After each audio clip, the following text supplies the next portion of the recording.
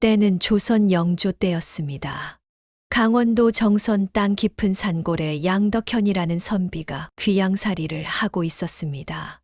그는 본디 한양에서 벼슬 하던 사람이었는데 임금께 바른 말을 하다가 귀양을 오게 된 것이지요. 아버님, 오늘도 비가 오는데 글을 읽으시렵니까? 아들 금복이가 걱정스러운 눈으로 물었습니다.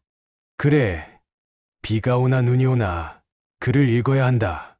이것이 선비의 도리니라.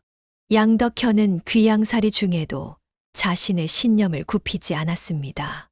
매일 아침 해가 뜨기 전에 일어나 글을 읽었고 낮에는 밭을 일구었으며 저녁이면 아들에게 글을 가르쳤지요. 아버님, 왜 우리는 이리 가난하게 삽니까? 어느 날 금복이가 물었습니다. 마을의 다른 아이들은 그런 금복이를 놀리곤 했기 때문이지요. 금보가 사람이 먹고 사는 것이 전부가 아니다. 바른 마음과 올곧은 행실이야말로 물질적인 풍요보다 먼저란다. 이런 가르침 속에서 금복은 자랐습니다. 18이 되던 해 마을에 큰 일이 생겼습니다. 누군가 마을 곳간의 쌀을 훔쳐간 것이지요. 분명 그 귀양 온 놈의 집구석일 테지.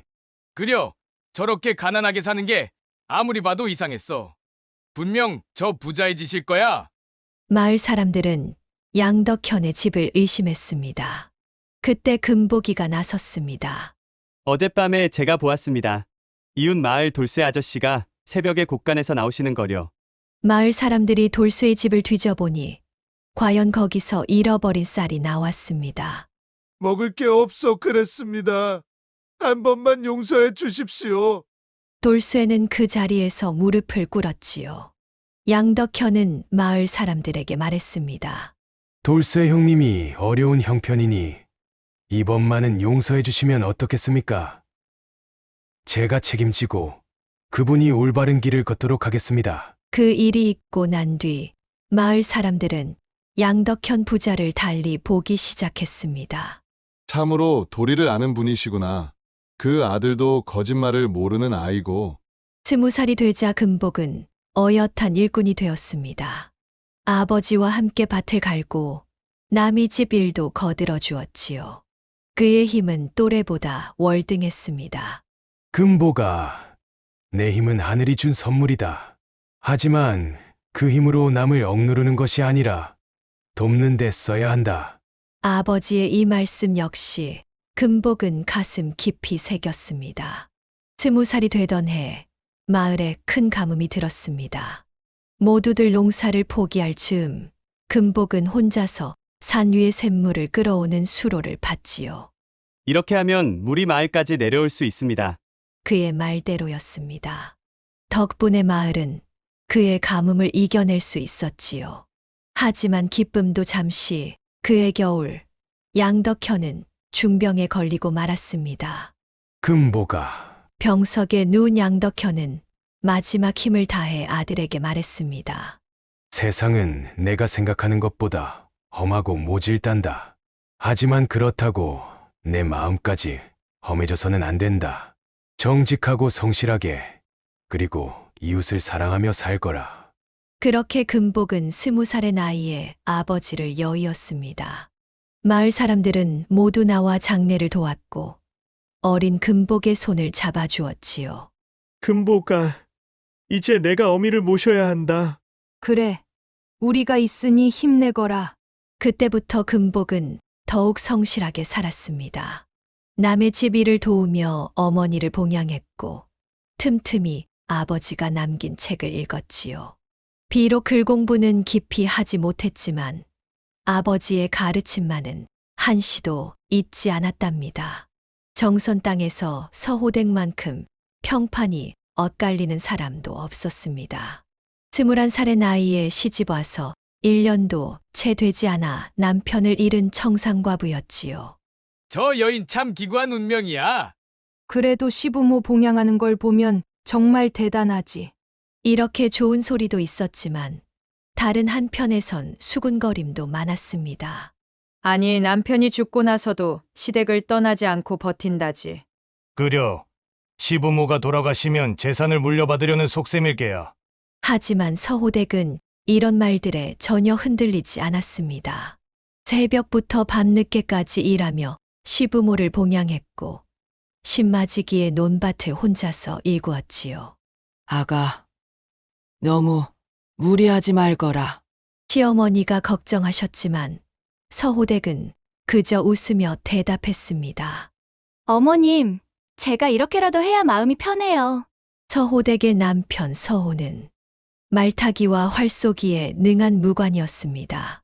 변방을 지키다 병을 얻어 젊은 나이에 세상을 떠났지요. 여보, 미안하오. 당신을 홀로 두고 가는 게 천추의 한이구려. 제가 어머님 아버님 잘 모시고 있을 테니 걱정 마세요, 서방님. 그것이 남편과 나눈 마지막 대화였습니다.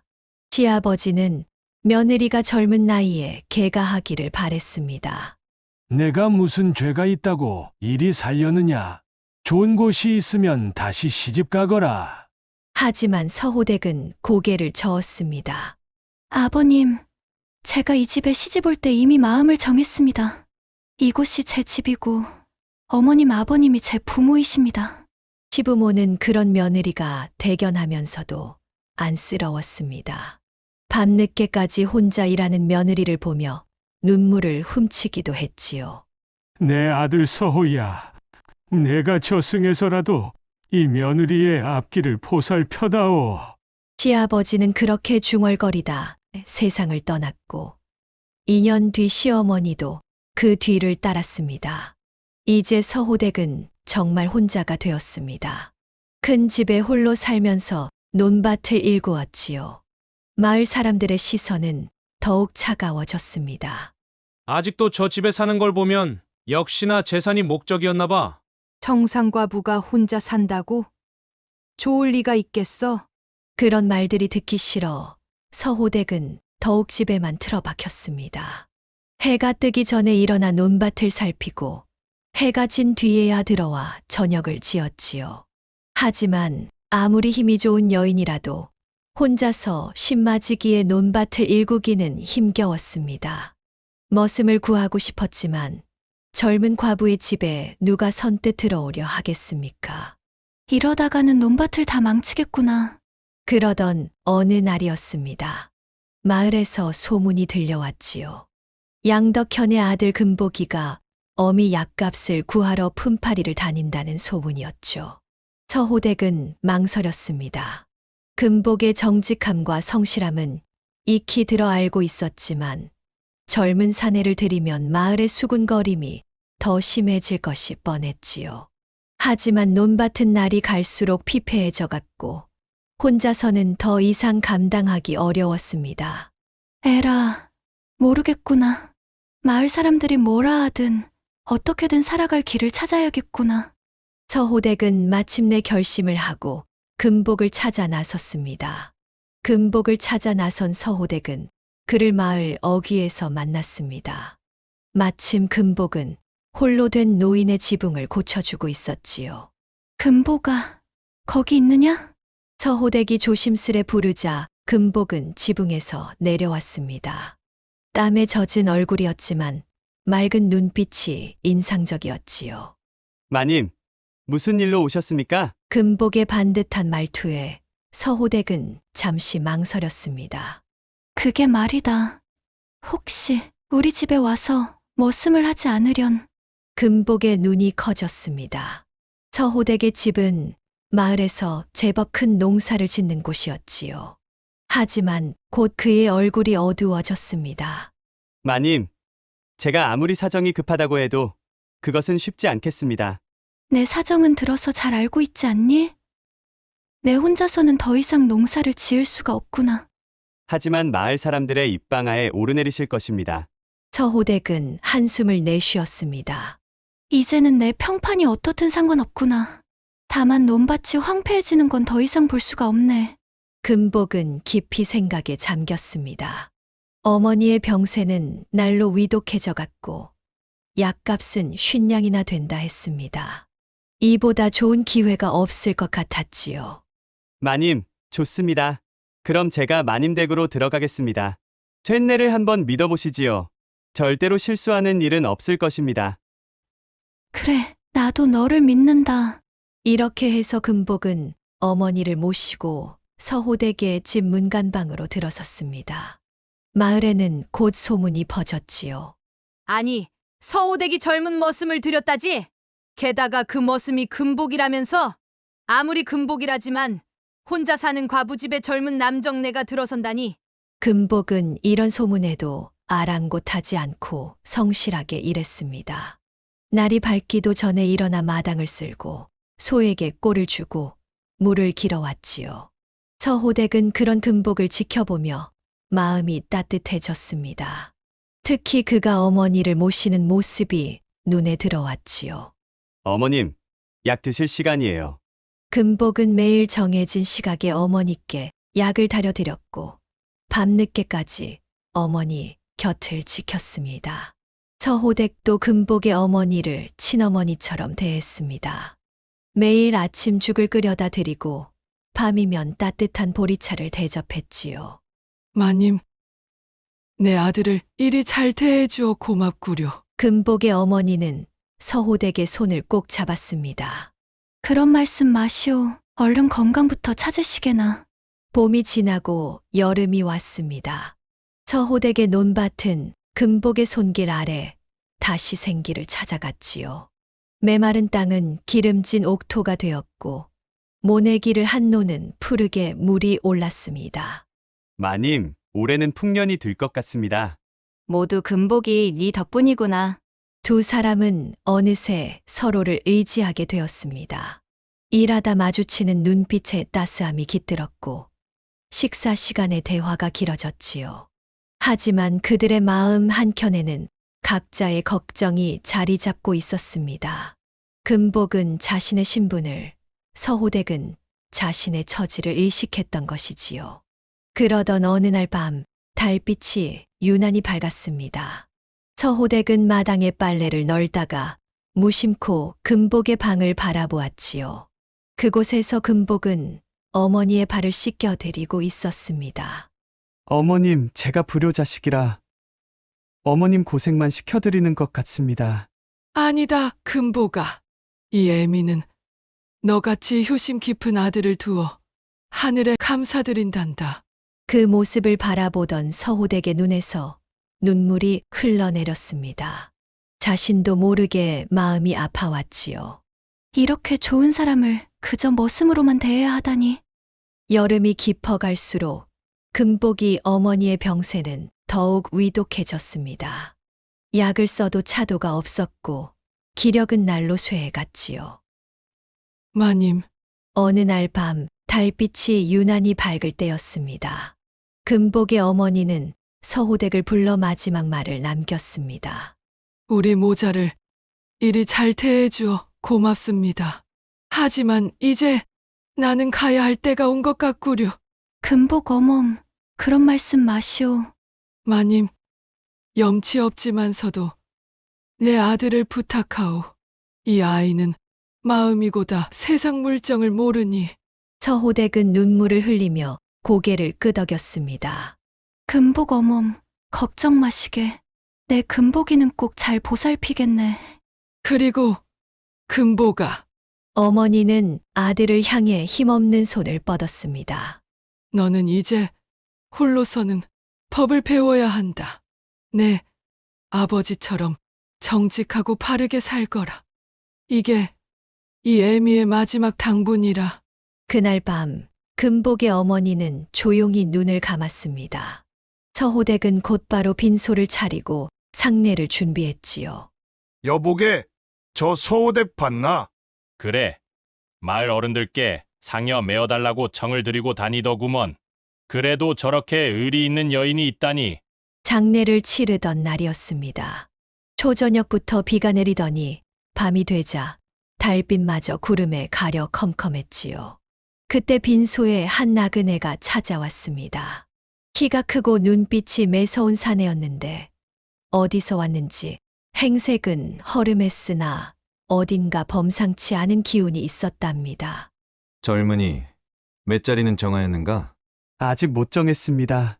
하늘이 내 효심을 알고 나를 보냈으니 어서 따라오시게. 금복은 망설였지만 나그네의 눈빛에는 이상한 힘이 있었습니다. 서호댁에게 알리고 나그네를 따라 나섰지요. 금보가 이 밤중에 어딜 간다는 게냐? 맷자리를 보고 오겠습니다. 서호댁은 걱정스러운 눈빛으로 금복을 바라보았습니다. 무언가 불길한 예감이 들었지만 금복의 결심을 막지는 않았지요. 나그네는 금복을 데리고 산을 올랐습니다. 달빛이 구름에 가려 어둡고 비마저 내리는 험한 길이었지만 이상하게도 발걸음이 가벼웠답니다. 여기다. 바로 이 자리가 명당이니라. 나그네가 가리킨 곳은 남향으로 트인 산자락이었습니다. 허나 시간이 얼마 없구나. 자정이 지나기 전에 자리를 잡아야 하느니라. 금복은 서둘러 땅을 파기 시작했습니다. 하지만 땅을 다지려니 공이가 없었지요. 어서 집에 가서 공의를 가져오게. 자정 전에 돌아와야 하네. 금복은 허겁지겁 산을 내려왔습니다. 집에 돌아오니 서호댁이 마당에서 기다리고 있었지요. 금보가 잠시 안으로 들어오너라. 서호댁의 목소리에는 평소와 다른 떨림이 있었습니다. 금보가 내 어제 범상치 않은 꿈을 하나 꾸었단다. 서호댁의 떨리는 목소리에 금복은 발걸음을 멈췄습니다. 하늘에서는 여전히 보슬비가 내리고 있었지요. 어떤 꿈을 꾸셨단 말인지요? 하늘에서 용이 내려와 우리 집 마당을 돌더니 초가지붕 위로 올라가 서린 꿈이었단다. 그리고 그 용이 금복이 너와 똑같은 눈빛을 가졌더구나. 서호댁은 잠시 말을 멈추었다가 이어 말했습니다. 나리께서 떠나신 후 나는 줄곧 외로웠단다. 하지만 금복이 네가 온 뒤로 이 집에 다시 온기가 돌아왔구나. 금복의 마음도 크게 흔들렸습니다. 사실 그도 서호댁의 따뜻한 마음씨와 단아한 품성에 매료되어 있었지만 자신의 신분을 생각해 감히 마음을 드러내지 못했던 것이지요. 하지만 마님, 저는 그저 머슴이고 마님은 귀하신 몸입니다. 세상 사람들이 뭘 하든 이제 상관없구나. 내 마음은 이미 너를 향해 있단다. 달빛이 구름 사이로 비치는 그 순간 두 사람은 서로의 진심을 확인했습니다. 금복은 서호댁의 손을 잡았고 그들은 오랫동안 쌓아두었던 그리움을 나누었지요. 그렇게 두 사람은 운우지정을 나누었습니다. 서로의 진심을 확인한 두 사람은 모든 열정을 쏟아내었지요. 시간이 얼마나 흘렀을까요? 문득 금복은 나그네와의 약속을 떠올렸습니다. 아이고, 이를 어쩐단 말인가. 허둥지둥 공이를 들고 산을 오르는 금복의 발걸음은 무거웠습니다. 자정이 지난 지 오래였지요. 산중턱에 이르자 나그네는 이미 사라진 뒤였고 달빛만이 쓸쓸히 비치고 있었습니다. 여기가 맞을 거야. 분명 이 근처였을 텐데. 금복은 기억을 더듬어 맷자리를 잡았습니다. 밤새 땅을 파고 다진 후 이튿날 어머니를 그곳에 모셨지요. 그날 이후 이상한 일들이 일어나기 시작했습니다. 먼저 서호댁의 논에서 모가 말라 죽기 시작했습니다. 아무리 물을 대도 논바닥이 갈라지며 농사를 망치게 만들었지요. 이상하구나. 가뭄도 아닌데 이렇게 땅이 메마른단 말인가.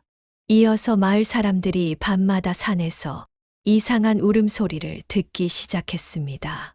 처음에는 멀리서 들리는 듯 했는데 날이 갈수록 소리가 가까워졌지요. 금보가 아무래도 내 생각에는 말이다. 서호댁이 조심스레 입을 열었습니다. 그날 밤 나그네와의 약속을 어긴 탓이 아닐까 싶구나. 금복은 한숨을 쉬었습니다. 그도 같은 생각을 하고 있었지요. 전부 제 잘못입니다. 제가 그날 밤 정신을 똑바로 차리고 묘자리를 올바로 기억해야 했습니다. 아니다. 어찌 그게 네 탓이겠느냐. 이건 모두 너를 붙잡은 내 잘못 때문이다. 서호댁이 금복의 손을 꼭 잡았습니다. 분명 해결할 방법이 있을 게다. 우리 함께 해결해 보자꾸나. 하지만 그날부터 불행은 더욱 깊어졌습니다. 서호댁이 갑자기 몸져 눕게 된 것입니다. 가슴이 답답하고 숨을 쉴 때마다 가슴이 아프구나. 의원을 불러도 병의 원인을 알 수 없다 했습니다. 금복은 밤마다 서호댁의 손을 잡고 눈물을 흘렸지요. 그러던 어느 날 마을에 한 떠돌이 중이 들어왔습니다.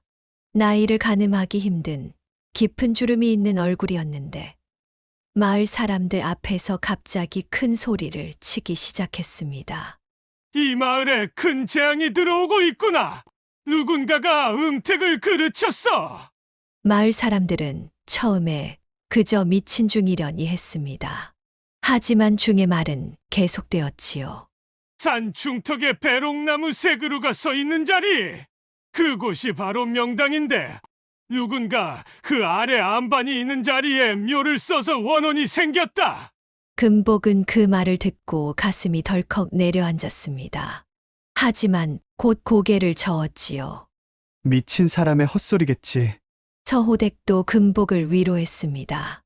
그저 지나가는 중의 말을 너무 신경 쓰지 말 거라. 하지만 중의 말은 계속해서 금복의 머릿속을 맴돌았습니다.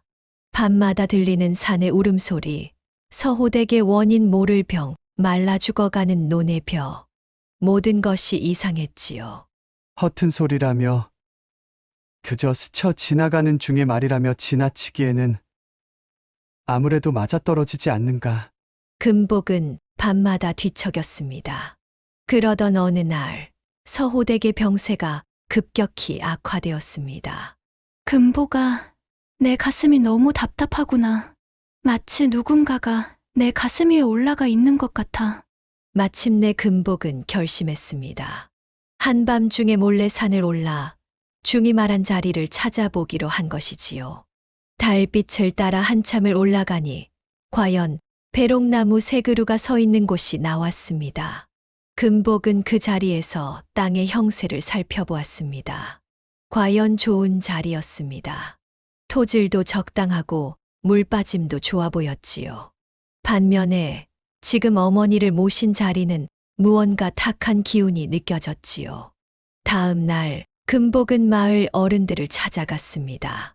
어르신들, 제가 어머님 묘를 이장하고 싶습니다. 갑자기 그게 무슨 황당한 소리냐? 묘를 이장한다는 것이 얼마나 큰 일인 줄 알고? 아무래도 묘를 잘못 쓴 것이 틀림없습니다. 한 번만 저를 믿어주시지요. 처음에 마을 어른들은 반대했습니다. 하지만 금복의 간곡한 부탁에 결국 허락을 해주었지요.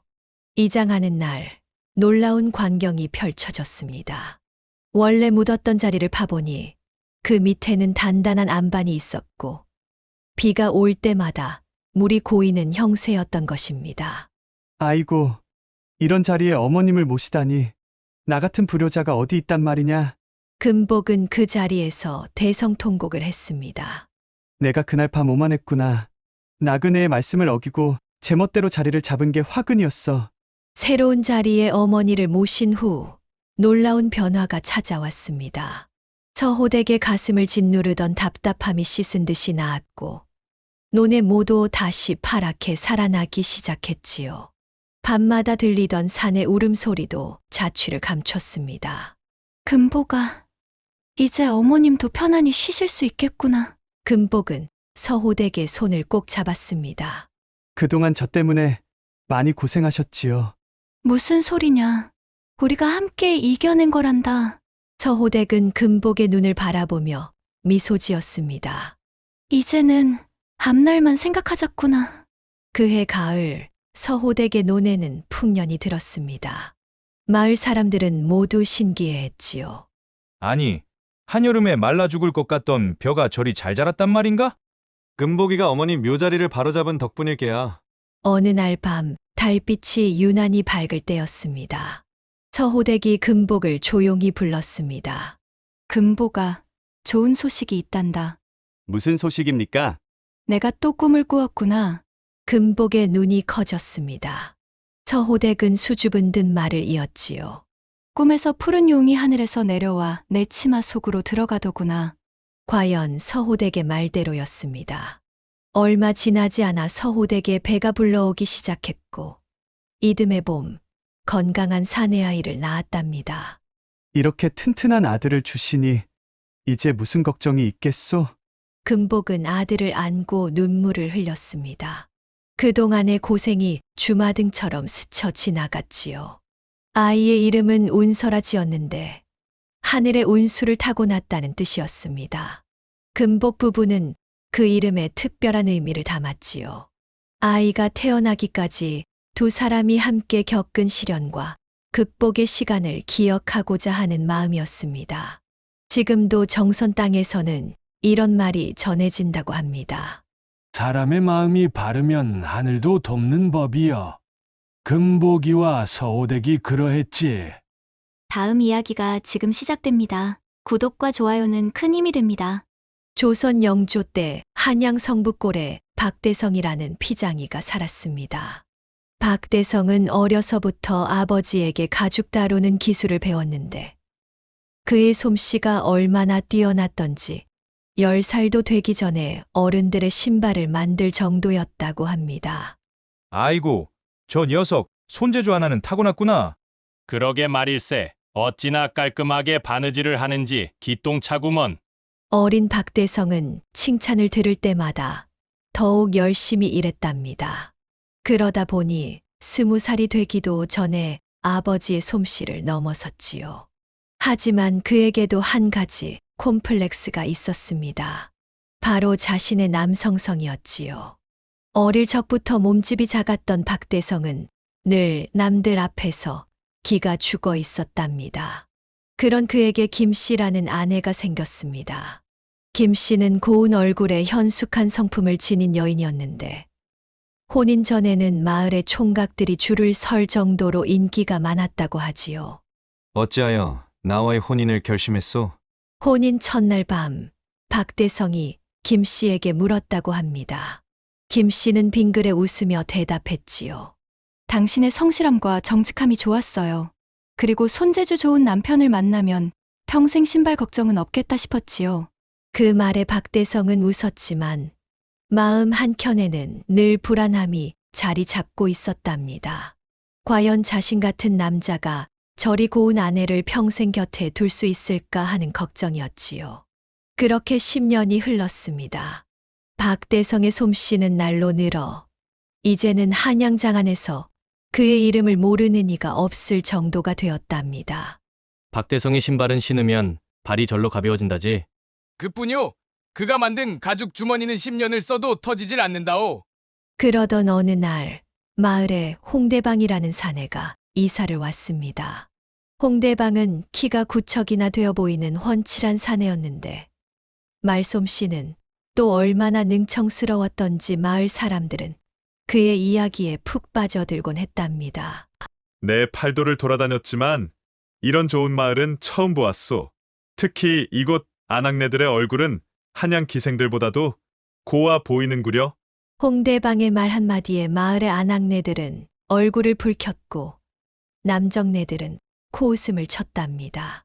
하지만 그의 말솜씨가 어찌나 그럴듯했던지 점점 더 많은 사람들이 그의 이야기에 귀를 기울이게 되었지요. 자네는 어디서 그리 능란한 말솜씨를 배웠는가? 허허, 이건 타고난 것이지요. 마치 제 아랫도리처럼 말입니다. 홍대방은 늘 자신의 아랫도리 자랑을 빼놓지 않았습니다. 그럴 때마다 남자들은 코웃음을 치며 돌아섰지만 묘하게도 아낙네들의 눈빛은 달라졌답니다. 어느 날 홍대방이 박대성의 가게를 찾아왔습니다. 비장 형님, 한가하시오? 무슨 일로 왔는가? 실은 제가 곤란한 일이 있어 찾아뵈었습니다. 박대성은 일손을 멈추고 홍대방을 바라보았습니다. 평소 그를 탐탁지 않게 여겼지만 손님이 찾아온 이상 무시할 수는 없었지요. 말해보게나. 무슨 일인가? 홍대방은 주위를 살피더니 목소리를 낮추어 말했답니다. 실은 제 아랫도리가 너무 커서 일상생활에 지장이 많습니다. 형님께서 특별히 가죽 주머니를 하나 만들어 주셨으면 하는데. 뭐라? 그것을 담을 주머니를 만들어 달란 말인가? 박대성은 순간 귀를 의심했습니다. 그동안 온갖 주문을 다 받아보았지만 이런 요청은 처음이었지요. 자네 그것이 얼마나 크다고 주머니까지 필요하단 말인가? 아, 그림으로 그려왔습니다.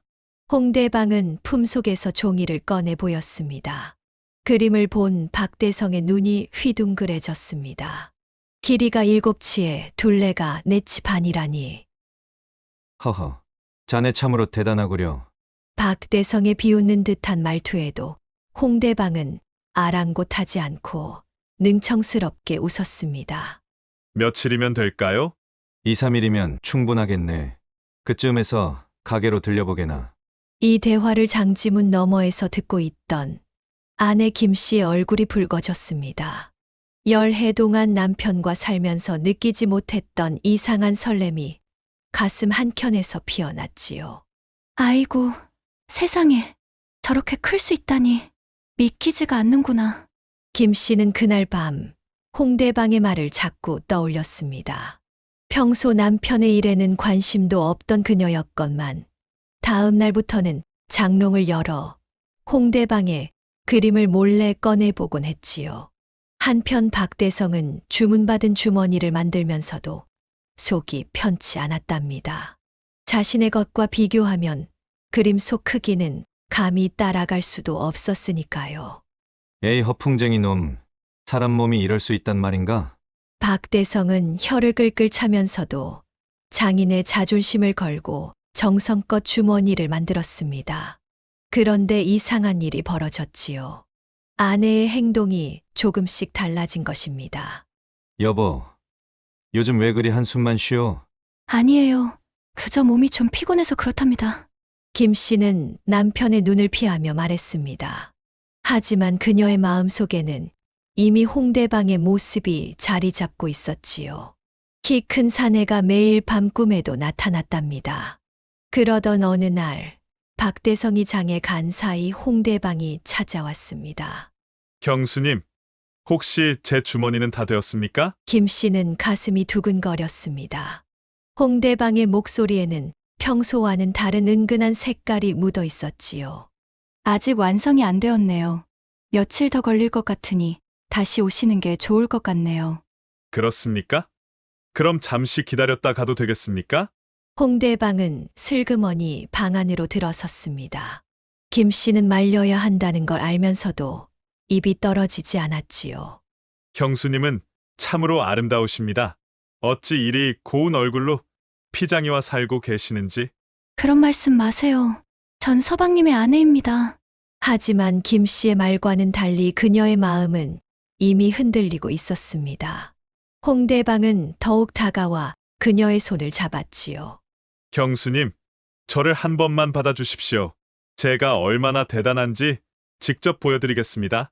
김 씨는 선을 넘지 말아야 한다는 것을 알면서도 결국 홍대방의 달콤한 꾀임에 넘어가고 말았지요. 그렇게 둘은 돌이킬 수 없는 선을 넘고 말았답니다. 하지만 곧 김 씨는 엄청난 충격을 받게 되었지요. 홍대방의 실제 크기는 그림과는 비교도 할 수 없이 작았던 것입니다.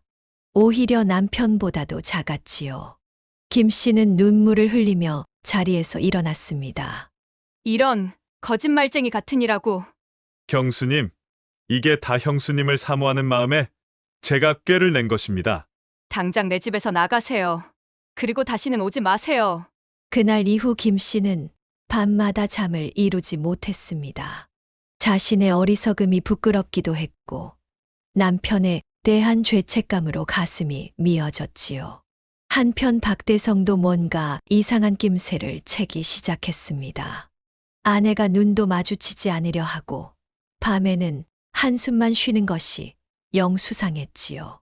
여보, 무슨 일이라도 있었어? 아니에요. 몸이 계속 좋질 않네요.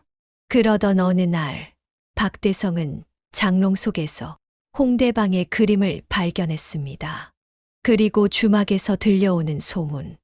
모든 것이 맞아떨어졌지요. 이 허풍쟁이 놈! 내 이놈을 가만두지 않으리라! 박대성은 분노로 가슴이 터질 것 같았습니다. 하지만 그는 바로 홍대방을 찾아가지 않았지요. 그 대신 며칠 동안 마을 사람들의 이야기를 귀담아 들었답니다. 허허, 홍대방이가 또 허풍을 떨더군. 이번엔 임금님 도장을 만드는 관청에서 자기를 모셔갔다는구먼. 그놈의 입만 살아가지고 어제는 또 자기 아랫돌이 자랑을 하더니만 우리 고을 아낙네 중에 자기 손을 안 탄 아낙네가 없다나 뭐래나. 주막에서 이런 이야기를 들으며 박대성은 마음을 다잡았습니다. 단순히 화를 내고 홍대방을 죽이려 든다면 오히려 자신의 가정이 망가질 것이 뻔했기 때문이지요. 마침내 어느 날 아침 박대성은 홍대방을 찾아갔습니다. 홍대방, 자네 주머니를 가지러 오게. 아, 형님. 드디어 다 되었습니까? 홍대방은 아무것도 모르는 듯 환하게 웃었습니다. 하지만 그의 눈동자에는 불안감이 서려 있었지요. 나를 따라오게. 산에서 이야기를 좀 하세. 박대성의 낮고 무거운 목소리에 홍대방은 등줄기에 식은땀이 흘렀습니다. 하지만 거절할 수도 없어 마지못해 그를 따라갔지요. 두 사람은 마을 뒷산으로 올라갔습니다. 한참을 올라 아무도 없는 곳에 이르자 박대성이 걸음을 멈추었답니다. 이제 말해보게. 내 마누라와 무슨 일이 있었는지. 아니, 형님. 그게 어찌 된 일이냐면. 아직도 변명을 하려는가? 박대성은 홍대방의 멱살을 잡았습니다. 그의 손이 부들부들 떨리고 있었지요. 한 번만 살려주십시오, 형님. 제가 죽을 죄를 지었습니다요. 다만 뭐냐? 이 일은 아무에게도 알리지 말아 주십시오. 제발 부탁드립니다요. 홍대방은 눈물을 흘리며 무릎을 꿇었습니다. 그의 모습이 처량하기 그지없었지요. 박대성은 한참을 홍대방을 내려다보았습니다. 그의 손은 여전히 떨리고 있었지만 마음속에는 다른 생각이 들었답니다. 이놈! 내가 너를 여기서 때려 죽이면 그만이지만 그러면 내 가정은 어찌 되겠느냐? 마을에 소문이라도 난다면 또 내 마누라는 어찌 살아가겠느냐? 홍대방은 박대성의 말에 더욱 깊이 고개를 숙였습니다. 해가 지기 전에 당장 이 마을을 떠나거라. 그리고 다시는 이 근처에 발걸음도 하지 말아라. 네, 형님. 당장 떠나겠습니다요. 이 일도 평생 입 밖에 내지 마라. 내 귀에 이 일이 들린다면 평생 내 놈을 쫓아 기필코 멱을 딸 것이다. 네, 형님. 명심. 또 명심하겠습니다요. 그날로 홍대방은 짐을 싸서 마을을 떠났답니다. 박대성은 곧장 마을 원님을 찾아가 홍대방에 대한 금종령을 내려달라 청했고 원님은 그의 청을 받아들였지요. 그자가 마을의 평화를 해치니 다시는 들어오지 못하게 하는 것이 좋겠소. 감사합니다, 나리. 감사합니다. 집으로 돌아온 박대성은 아내를 불렀습니다.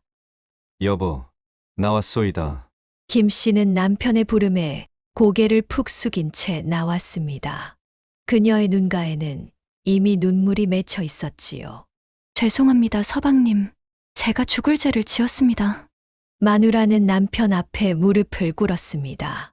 박대성은 한참을 말없이 서 있다가 입을 열었답니다. 10년을 함께 살았소. 그 긴 시간을 당신과 함께하며 당신이 어떤 사람인지 내 누구보다 잘 알고 있소. 서방님. 내 부족한 점이 많았던 걸 이제야 깨달았소. 당신의 마음을 헤아리지 못했던 것도, 늘 일만 하느라 소홀했던 것도. 박대성의 목소리가 흔들렸습니다. 그는 잠시 숨을 고르더니 다시 말을 이었지요. 이제부터 다시 시작하면 어떻겠소? 이 일은 우리 둘만 아는 것으로 하고. 김 씨는 남편의 말에 더욱 크게 흐느꼈습니다. 그녀는 자신의 어리석은 행동을 깊이 뉘우치고 있었지요. 제가 어찌 이런 너그러운 용서를 받을 자격이 있겠습니까? 지난 일은 잊어버리시오. 다만 앞으로는 다시는 이런 일이 있어서는 안 돼요. 네. 앞으로는 절대로 서방님의 마음을 아프게 하지 않겠습니다. 그렇게 세월이 흘러갔습니다. 박대성은 여전히 정직하게 가주기를 했고 김 씨는 더욱 현숙한 아내가 되려 노력했지요. 당신, 오늘은 일찍 들어오시는군요. 그래. 일도 일찍 끝났고 당신이 보고 싶어 서둘러 왔다네. 둘은 점차 서로를 더 깊이 이해하고 신뢰하게 되었답니다. 가끔 마을 사람들이 홍대방 이야기를 할 때면 둘의 가슴이 아려왔지만 그것조차 둘의 사랑을 더욱 깊게 만드는 계기가 되었지요. 그러고 보니 홍대방이란 사람은 어디로 갔는지 통 소식이 없구려. 호호, 그 허풍쟁이 말이오. 바람처럼 왔다가 바람처럼 사라졌지요. 세월이 흘러 박대성의 명성은 더욱 높아졌습니다.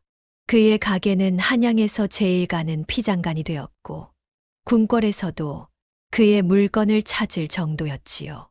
박대성의 가죽 물건이라면 거저라도 사겠네. 그러게 말일세. 값은 비싸도 10년을 써도 멀쩡하니 오히려 싼 게 아닌가? 김 씨도 남편을 더욱 잘 보필했답니다. 새벽부터 일어나 남편의 아침상을 챙기고 가게 일도 거들었지요. 여보, 이제는 일을 좀 줄이시는 게 어떨까요? 나이도 드시는데. 허허. 당신 걱정이 지나치오. 나는 아직도 이 일이 즐겁기 그지없구려. 부부는 이제 서로의 눈빛만 봐도 마음을 알 수 있을 만큼 가까워졌답니다. 젊은 시절의 실수는 오히려 그들의 관계를 더욱 돈독하게 만들어 주었지요. 여보, 당신이 아니었다면 저는 진작에 허망한 꿈에 빠져 길을 잃었을 거예요. 나 또한 당신이 아니었다면 이렇게 성공하지 못했을 거요. 이처럼 사람이란 한 번의 실수로 모든 것을 잃을 수도 있지만 진심 어린 용서와 반성이 있다면 새로운 시작을 할 수 있는 법입니다.